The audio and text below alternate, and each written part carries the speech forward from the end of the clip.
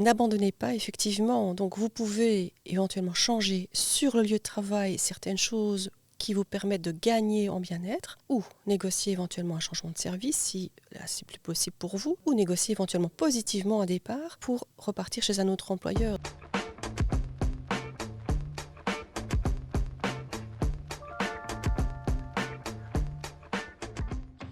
Bonjour à tous, aujourd'hui nous accueillons Erika Benke, coach carrière avec plus de 30 ans d'expérience et diplômée en psychologie du travail. Bonjour Erika. Bonjour. Erika, bienvenue chez Joops, Merci. à notre podcast. Pourrais-tu commencer par te présenter ? Oui, alors je suis diplômée effectivement en psychologie du travail. J'ai démarré ces études-là après une activité professionnelle d'une 12aine d'années où j'ai expérimenté différents métiers dans différents secteurs. Et puis j'ai eu envie de faire des études pour valoriser cette expérience professionnelle. J'ai ensuite travaillé un peu pour le Forum, puis dans l'insertion socio-professionnelle, et puis je me suis orientée vers la formation en gestion positive des conflits interpersonnels. Et ce sont d'ailleurs des outils que j'utilise aujourd'hui encore dans mes accompagnements, tous les outils de communication et de gestion de conflits entre personnes. Puis je me suis orientée vers l'accompagnement des personnes en individuel et en collectif, donc pour changer de job, changer de carrière professionnelle ou s'insérer. Très très bien. Alors nous t'accueillons aujourd'hui pour parler du stress au travail et aussi améliorer son bien-être. Globalement, ça c'est le sujet du podcast. Alors dans le passé, il y a très très peu de jours, on a accueilli Yves Mertens, qui est également un coach, qui lui était venu sur la problématique quand quitter son job. Alors quitter son job, c'est quitter sa position et trouver une autre position dans la même entité, chez le même employeur, ou simplement quitter l'employeur. Alors dans son approche, c'était plutôt, on va dire une médecine un peu préventive. Comme il disait, quand on ressent les signaux qui ne vont pas au travail, le stress, l'anxiété, c'est déjà trop tard. Ici, on va un petit peu plus loin sur quand il est un petit peu trop tard, on voit ces signaux, que faire ? Parce que forcément, il faut continuer à aller travailler pendant un certain temps chez mon employeur avant de changer d'employeur ou changer de job. Et donc, tu viens nous parler finalement de cette gestion du stress, de l'anxiété, de cet entourage parfois un petit peu toxique au travail, voire personnel, qui impacte la position dans son travail. Alors, dans ces petites 30 minutes, on va donc aborder, on va dire, les obstacles, comment les gens perçoivent finalement ces soucis-là, et surtout, tu vas venir nous donner des conseils pour gérer cette situation. Alors, on parlait du bien-être. Alors, on a fait une étude nationale qui est sortie il y a quelques jours sur le bien-être en collaboration avec notre partenaire référence.be. Et on a défini le bien-être parce que c'est une notion un peu large. Il y a 10 ans, on parlait de happiness at work, le bonheur au travail, qui est une notion un peu floue. On parlait de satisfaction au travail. On a plus pris l'angle un peu plus holistique, global du bien-être. Et alors, on va le définir et je vais reprendre ma petite feuille théorique pour tout le monde qui nous écoute aujourd'hui. Le concept de bien-être au travail, c'est important de le cadrer au jour d'aujourd'hui. Donc on le définit comme un concept volontaire qui a donné une portée plus globale, holistique. Donc le bien-être au travail ne se limite pas à la satisfaction personnelle, donc plus rationnelle, c'est la première notion, ou le bonheur au travail qui est davantage émotionnel. Il renvoie à une forme plus large de bien-être subjectif qui définit comme l'évaluation que chacun fait de ses pensées et ses émotions à propos de sa vie et de ses activités, notamment professionnelles. Il est ainsi lié à une tendance de vivre davantage d'expériences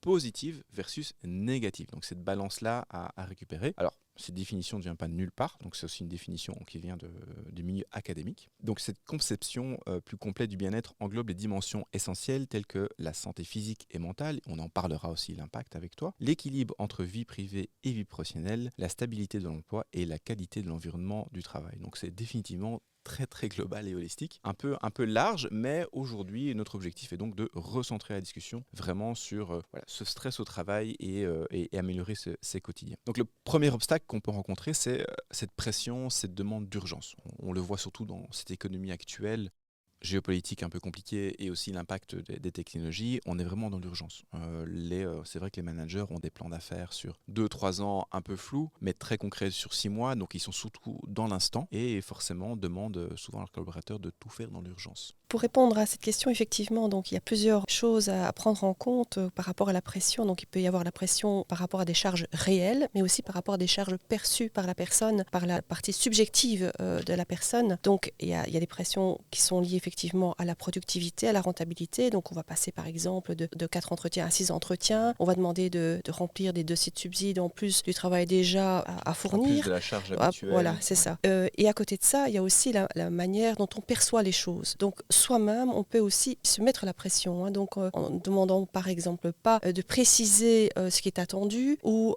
quand les missions sont un peu floues. Donc là, on peut éventuellement demander de clarifier, soit individuellement, soit en réunion d'équipe l'équipe aussi. Comme ça, c'est Ouais, l'ensemble vrai de l'équipe qui... les gens vont pas forcément avoir le mécanisme de dire pop, pop, pop, qu'est-ce que tu voulais exactement? Est-ce qu'on Voilà, peut redéfinir les tâches à exécuter ou ce que tu veux que je délivre? c'est ça. Ça, Oui, c'est fréquent, ça, oui, comme problème. tout à fait. D'accord. Et donc, il y a aussi une question de management, c'est-à-dire qu'à un moment donné, ça peut faire partie aussi de la culture d'entreprise où on impose les tâches, alors que le manager aurait peut-être à gagner aussi en faisant plus confiance aussi aux employés, en leur laissant s'organiser aussi, parce qu'on a vu aussi dans l'étude ici que les personnes apprécient l'autonomie dans l'organisation des tâches. Alors, donc, autonomie, c'est-à-dire que le manager cadre le C'est travail, ça. mais eux s'autogèrent entre Oui. eux pour dire finalement, si tu as besoin de cela, on va te le faire, mais laisse-nous. Il n'y a pas de micromanagement, c'est ça que je veux C'est ça. dire. Ok, effectivement, dans l'étude, on l'a vu, c'est un point positif. Et ça crée aussi de la créativité, du coup. Ouais. Ça contribue en tout cas au bien-être. Ouais, micromanagement versus macromanagement, donc Oui. ça, c'est un peu problématique. Obstacle numéro 2, on parle de conflit interpersonnel, Mhm. donc cette forme de communication un petit peu défaillante. Oui, eh bien, c'est quand on n'a pas appris à communiquer. Moi-même, j'ai appris à communiquer il y a plus de 20 ans. Donc,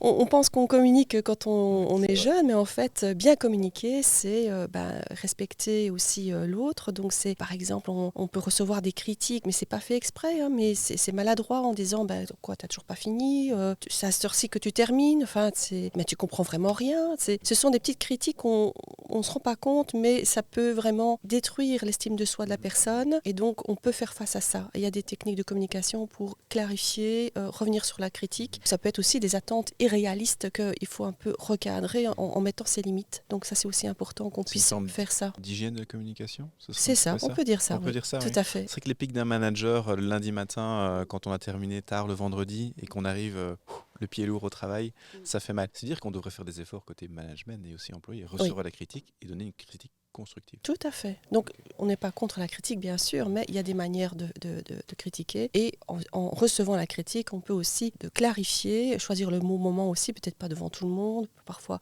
c'est bien d'aller voir personnellement le manager ou le collègue avec qui ça a posé problème pour essayer un petit peu de relativiser la situation et de comprendre ce qu'elle a voulu dire et lui faire comprendre aussi que cette manière de communiquer, c'est pas OK pour moi. Est-ce qu'il n'y a pas un côté, même si on se digresse un petit peu, culture d'entreprise, un peu chez nous, un peu old school, où on aime encore bien, avec ce rapport de force entre employés et employeurs, on aime garder ce contrôle et imposer les choses? C'est pas un lien à la culture d'entreprise un peu belgo-belge? Sans doute, oui. Sans doute, Ouais, je pense. Ouais. Et il y avait une histoire assez intéressante chez les fondateurs de Netflix. Ils ont imposé une culture un peu différente où on peut faire un feedback, des commentaires sur tout le monde, donc à tous les niveaux. L'important, c'est de recevoir la critique. Tout à fait. Et donc, vu que l'individu exécute ses tâches, il est responsable de ses tâches, il reçoit toute critique confondue, du haut, d'en bas, mais en fait, on doit mieux l'équiper pour qu'il ait les compétences pour gérer la critique. C'est très intéressant, mais ça demande une culture différente, fortement différente. Je ne pense pas qu'on soit prêt encore en Belgique par rapport à ça. On y contribue. On y contribue. Le podcast y contribue. Ces deux objections, ces deux obstacles, finalement, comment est-ce que l'individu le vit? C'est quoi son impact sur lui? Alors, il peut y avoir d'abord un impact psychologique, donc comme je disais, l'estime de soi. Si c'est un stress qui est chronique à un moment donné, ça peut aboutir à des problèmes de concentration, donc ça peut engendrer aussi de l'agressivité, et à terme, ça peut arriver effectivement à l'épuisement émotionnel. Mais il peut y avoir aussi des conséquences au niveau physique, c'est-à-dire que la personne, à un moment donné, le corps parle, donc si les choses ne sont pas dites, le corps, à un moment donné, peut s'exprimer par des tensions musculaires, des douleurs, ça peut être des douleurs au niveau des douleurs de tête, une boule à l'estomac, des crampes aux intestins, ça peut être des problèmes d'insomnie aussi, mais bon, là, on est déjà loin quand les choses se sont déjà installées depuis un certain temps. La personne, le corps réagit et donne des signaux, attention, il serait temps de changer les choses. C'est quand on y pense, même s'il y a des sources d'anxiété et de stress au travail, on a aussi le bagage qui vient du privé. Oui. C'est que le cumul des deux est parfois un peu compliqué. Tout à fait. On a eu, petite histoire, un jour, un gestionnaire de projet qui a eu beaucoup de pression justement pour délivrer un projet sur 6 mois avec une petite équipe qui finalement, lors de la défense, de la fin du projet, avec tout un comité, a juste pété un câble. Et c'est un cumul de son stress déjà du travail, où on lui a mis beaucoup sur ses épaules, le fait que malheureusement, il devrait plus argumenter et dire non parfois, et le bagage privé derrière a arrivé à un cocktail explosif, et ça aboutit sur son licenciement. Ce qui est un peu triste. C'est dommage. Donc là, on a vu les obstacles et l'impact sur l'individu, on va dire physique et mental, bon, avec tes 30 ans d'expérience, alors si tu es là aujourd'hui, c'est pour nous donner quelques conseils Oui. pour arriver à mieux gérer tout ça. Alors, tu me disais reprendre le contrôle de soi. Ça passe par quoi exactement? Quelles sont tes suggestions? Alors, ça peut déjà se faire au niveau physique. Donc, on peut par exemple travailler sur la respiration. Il y a un exercice qui s'appelle la cohérence cardiaque. Donc, l'exercice 365, 3 fois par jour, 6 respirations par minute, 5 minutes. Et donc, il existe des petites séquences YouTube qui nous aident à accompagner la respiration. Ah, donc tu vas sur YouTube? Oui, je vais et sur tu écoutes, YouTube. Tout à fait. wow. Donc, il y a des indices déjà physiques qui apparaissent. Il y a des pensées négatives, donc un sentiment d'impuissance, par exemple, de la colère. Il y a des problèmes de cognition, des problèmes de concentration. Et puis, il y a un sentiment d'impuissance qui fait que voilà, c'est vraiment un signal pour dire attention, là, il faut vraiment que j'agisse. Et comment prendre du recul? Peut-être tu donnes une astuce pour se dire, c'est pas facile de dire là, je sens que je suis en colère. On est dans le moment, on le vit. Comment faire pour se détacher de sa personne, se dire et s'auto-regarder en disant là, ça ne va pas. C'est pas facile. Tout à fait. Ça s'exerce. Ça s'exerce. Oui. Donc, il y a des ancrages, par exemple, qu'on peut faire. Donc, c'est déjà se mettre droit, c'est imaginer qu'on a les racines en dessous des pieds. Donc, c'est vraiment comme un arbre où on va toucher très profondément dans le sol. Donc, ça nous permet de nous poser, de respirer aussi. Donc, il y a des exercices de respiration. Donc, en 5 minutes, on peut retrouver un équilibre, une sorte de paix intérieure. Ça s'appelle la cohérence cardiaque. Donc, pour ça, vous pouvez aller sur YouTube et aller chercher des séquences vidéo pour vous aider, pour vous guider dans la respiration, pour retrouver cet équilibre, cette paix intérieure. Et puis, il y a aussi des choses symboliques que l'on peut faire aussi pour se mettre dans une bonne condition. Donc, si on se sent déjà stressé en allant au travail, déjà prendre conscience de ça, c'est déjà énorme, parce que ça permet du coup de traiter le problème. Donc, admettons de manière concrète, je prends ma voiture le matin, je vais au travail, je me prends un moment et j'essaye de m'écouter pour voir si je suis stressé. Et donc, si je paraphrase, est-ce qu'on a cette boule dans le ventre quand on va au travail? Est-ce qu'on ralentit la voiture de plus en plus quand on va au travail en se disant je ne veux pas y aller? J'ai eu un candidat qui prenait de plus en plus de temps pour aller au travail. C'est ça. Et donc, ces petits indices, il faut les écouter en début de journée. Ok, c'est un premier conseil. Tout à fait. Alors, autre chose, peut-être que les auditeurs vont le dire, je suis sur un open floor. C'est pas facile. On est 30, 40, on se voit les uns les autres. Comment faire pour faire ces exercices de respiration? C'est pas facile finalement. On peut sortir, prendre 5 minutes, prendre un bol d'air et pendant ce moment de pause, faire ces exercices de respiration. On peut aussi imaginer une bulle autour de soi, une bulle de couleur, qu'importe, qui nous protège, qui nous permet de rester concentré dans notre travail, de ne pas être agressé enfin voilà, ça nous permet de nous sentir en sécurité dans notre bulle. Donc on pourrait imaginer une journée où on met ces petits automatismes pour s'assurer, peut-être dans son agenda, calendrier, à 10 heures, je me prends 5-10 minutes de manière récurrente, que je les utilise ou je ne les utilise pas, au moins ils sont là, mais je me donne du moment pour moi-même. Quoi. Voilà. Et alors aussi en début de journée, ce qu'on peut faire, c'est évoquer un mantra, par exemple, je vais passer une belle journée, une journée parfaite, et avoir déjà le sentiment, et s'imaginer déjà le soir rentrer à la maison en ayant ce sentiment de bien-être, de journée qui s'est bien passée, tout s'est bien passé, tout s'est bien déroulé, on a pu communiquer avec les collègues, on a pu parler des problèmes et avoir déjà ce sentiment de relaxation qui est présent. Donc en imaginant ça nous détend déjà le matin. Donc au lieu d'arriver en disant je vais de nouveau voir mes collègues, je sens que ça va pas aller, ça nous met déjà en échec en fait. Donc c'est une manière de s'auto-coacher finalement. Ouais. C'est donc ça. En fait, l'idée c'est vraiment de un peu se formater dès le matin avec ces idées positives, partir du bon pied finalement. Ah, peut-être que fin de journée sera mauvaise, mais partons du bon pied au C'est ça. début. Mettre les chances de son côté. C'est ça. Alors, tu l'évoquais, la communication, c'est à plusieurs, entourage, les collaborateurs. Comment impliquer le manager dedans? Parce qu'on n'est pas seul au bureau, il y a le manager au quotidien, on a une réunion, on a de nouveaux objectifs qui tombent. C'est communiquer. Ok. Donc, c'est l'assertivité. Donc, l'assertivité, c'est quoi? C'est la capacité de communiquer, d'exprimer ses besoins et ses émotions, de faire des demandes claires, quitte à négocier certaines choses pour que ça soit plus agréable pour moi, mais aussi pour peut-être l'ambiance au travail, dans le bureau ou dans l'organisation. On ne va pas imposer, on va proposer, par exemple. J'avais un collègue qui rentrait de manière subite comme ça dans mon bureau. Chaque fois, je sursautais. Et donc, j'ai sorti un desk de manière tout à fait spontanée. J'ai dit, écoute, la prochaine fois quand tu rentres, est-ce que tu pourrais faire autrement? Donc j'ai exprimé en disant, voilà, quand tu rentres comme ça de manière brutale dans mon bureau en ouvrant la porte, je sursaute, je suis surprise, ça me déconcentre. Est-ce que tu veux bien soit frapper à la porte, soit rentrer par l'autre porte qui est un peu plus loin dans le bureau, ou me téléphoner, ou est-ce que tu as une autre solution? Ça me permettrait de rester bien concentré et de garder une bonne ambiance au travail, quoi. D'accord. Donc tu vas exprimer ce que tu vis, C'est ça, aller pas dans la critique, c'est ça. exprimer ce que tu vis, suggérer des solutions Oui, de manière très pragmatique oui. et juste arrêter là. Et C'est tu ça. déposes le décor et tu Voilà. vois comment la personne réagit. Et surtout parler en jeu. Donc pas le tu accusateur, donc c'est parler j'ai besoin d'eux ou je ressens et je te demande. Après il y a des choses qui sont négociables ou peut-être pas aussi. Cette personne, comment elle a réagi? Elle était surprise parce que j'ai sorti comme ça une demande à laquelle il ne s'attendait pas et ça s'est bien passé C'est bien finalement. passé. Oui, oui. Finalement, c'est des petites pin tricks, comment dire, les petites astuces qui peuvent faire de ton quotidien, de passer de beaucoup de négativité à quelque chose Oui. de simple et constructif. Et finalement, il ne faut pas grand-chose pour améliorer un quotidien au travail. Tout à fait. Juste, Ce sont les petites choses. ouais. Et on peut faire aussi des messages clairs. Oui. C'est-à-dire qu'à un moment donné, il y a une situation qui pose problème. Donc je reçois par exemple une critique. Critiques qui sont des pics en réalité. Et je dis, écoute, j'ai reçu une critique ce matin, j'en ai reçu une deuxième à midi. Et là, tu recommences, tu viens de me dire, c'est à sur-ci que tu termines. Écoute, moi, ça ne me convient pas, je te demande d'arrêter. Donc c'est un message clair. Et ce n'est pas un tu accusateur, c'est moi, ça m'ennuie, donc je te demande d'arrêter. Ah, donc tu coupes court directement. Au bout d'un certain temps. Oui, c'est ça. Oui, quand ouais. on arrive finalement Ouais. à des extrêmes. C'est ça. Si ça ne se continue concrètement, qu'est-ce que tu conseilles? Euh, C'est des cas oui. qui peuvent arriver, malheureusement. Tout à fait, tout à fait. Donc parfois les choses sont négociables, parfois la personne n'est pas prête à entendre. Donc pour communiquer, on doit être deux évidemment. Donc si la personne n'est pas ouverte à la communication, à ce moment-là, il faut soit passer via une tierce personne, soit, tout dépend de la situation évidemment. Hein. Peut-être que les choses peuvent aussi s'expliquer en réunion. Par exemple, quand on a des tâches qui sont floues, des missions qui sont floues, ça impacte toute l'équipe. Donc on peut demander, par exemple, à un moment donné, de clarifier au moment d'une réunion, les missions du service par exemple.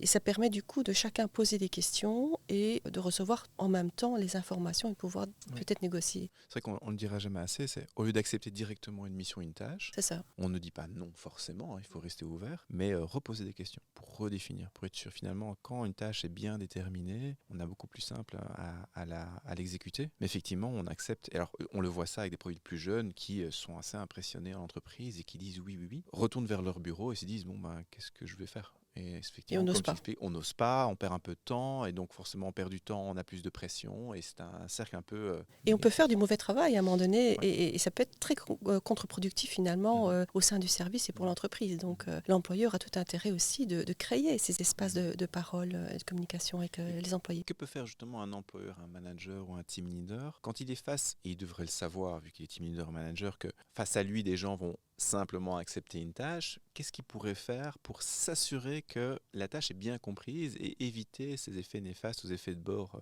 avec les employés? Je dirais qu'il faut prévoir déjà des entretiens réguliers aussi de fonctionnement et des entretiens, des évaluations personnelles aussi, où on revient sur ces éléments de communication au niveau de la compréhension aussi des missions. Je pense que déjà là, on peut aussi travailler. Oui, donc finalement, ces managers doivent se donner un peu un moment d'opportunité, un petit break avec les personnes et se remettre en question et se dire par rapport à ce qu'on a échangé, qu'est-ce que tu en penses? Est-ce que moi-même je communique correctement? Est-ce que ça te convient? Un peu d'ouverture d'esprit par rapport à la collaboration globale. Après, c'est vrai que tout le monde n'est pas prêt à communiquer. Souvent, quand on commence un nouvel employeur, on n'a pas eu l'occasion de découvrir ce qui se passe en interne. Donc, on découvre le cas de travail, le style de management. Et c'est vrai qu'un des conseils qu'on donne à une nouvelle recrue, c'est rapidement, fais-toi une idée de l'entreprise dans laquelle tu es. Et donc, quel conseil tu pourrais donner à quelqu'un qui vient d'arriver dans un nouveau emploi pour comprendre un petit peu le style de culture d'entreprise, de délégation, de style de management? Ça prend du temps, effectivement, pour comprendre un peu la culture de travail. Oui, tout à fait. Je pense qu'il faut au moins 6 mois, je pense, pour à un moment donné se rendre compte comment ça fonctionne, quelles sont les relations, quels sont les dysfonctionnements aussi au niveau relationnel dans une équipe pour pouvoir se situer. Et donc, ça passe par une phase d'observation, effectivement, donc, qui prend du temps. Oui. Donc, c'est pas vraiment d'outils, c'est à part l'observation et le temps. Oui. Et pas trop vite quitter son travail, peut-être laisser aussi un peu de chance à un employeur. C'est vrai que parfois la nouvelle génération, on a remarqué assez vite, après un mois ou deux, peut se dire c'est pas pour moi. Mais c'est vrai qu'il faut laisser aussi la chance aux employeurs et aux autres collègues de s'ajuster. Et puis se donner la chance soi-même aussi, parce qu'en changeant vite de poste ou d'employeur, on ne se donne pas non plus la chance d'évoluer dans un environnement. Ce sont des défis parfois. On est confronté par rapport à nos propres obstacles personnels, nos propres saboteurs aussi, donc nos propres résistances. Saboteurs. Ouais, nos propres résistances. Donc, ce sont des mécanismes, des fonctionnements internes qui sont liés à notre histoire, qui fait qu'à un moment donné, on peut être coincé dans une fonction et rapidement vouloir changer parce que peut-être qu'on n'ose pas, peut-être une autre manière de communiquer ou une autre... On fuit un petit peu sa Oui, c'est ça, position. tout à fait. Oui, oui. Mais c'est un bon conseil pour aussi les managers de leur dire si effectivement un nouvel employé, un nouveau collaborateur qui est dans ces situations de stress, d'inconfort, peut-être justement, au lieu de le dire va-t'en par ailleurs, il faudrait juste le coacher, le soutenir, l'aider dans son effort parce qu'effectivement, peut-être, il a envie de fuir. Il y a un malaise qui est là. Après, il est surmontable ou pas. Ça, c'est effectivement Ouais. une question. Ouais. Tu as donné pas mal d'astuces, de solutions pour mieux gérer ce quotidien.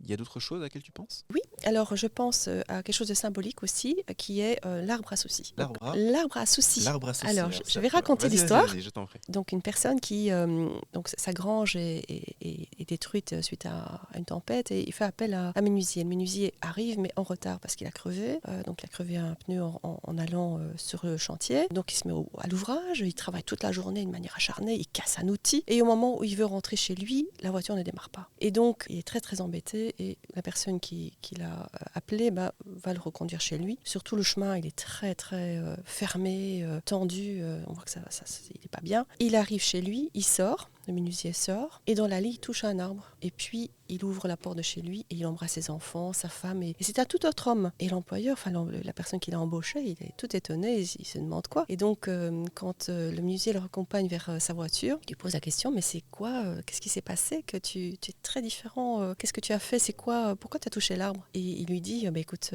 voilà, c'est mon arbre à soucis. Donc, chaque fois quand je rentre le soir, je touche l'arbre. J'y dépose mon souci et le matin, quand je retourne travailler, je reprends mon souci. Et alors le plus drôle, c'est que ce souci-là, il a diminué, il est plus petit. Morale de l'histoire. Morale de l'histoire. On rentre chez soi, on laisse les soucis derrière et en laissant un petit peu de temps, finalement le souci n'était pas vraiment si extravagant que ça. Très intéressant. L'arbre à soucis, je vais m'en souvenir, en rentrant ce soir. Voilà, donc il faut trouver... Un peu plus de nature dans vos recettes. Tout à fait. Très très bien. Alors pour clôturer, Erika, quel est le message fort que tu souhaiterais transmettre à notre audience, à ces personnes qui vivent ce stress et cette anxiété au quotidien? Bien, écoutez votre corps, observez ce qui se passe autour de vous, là où vous avez prise pour pouvoir agir, pour pouvoir communiquer, pour pouvoir négocier éventuellement là où c'est négociable. Donc utilisez les outils faciles à votre portée pour vous changer la vie en fait avec des petites choses au quotidien. Et ne pas hésiter peut-être à faire appel à un coach. Oui, exactement. Vous êtes là pour ça.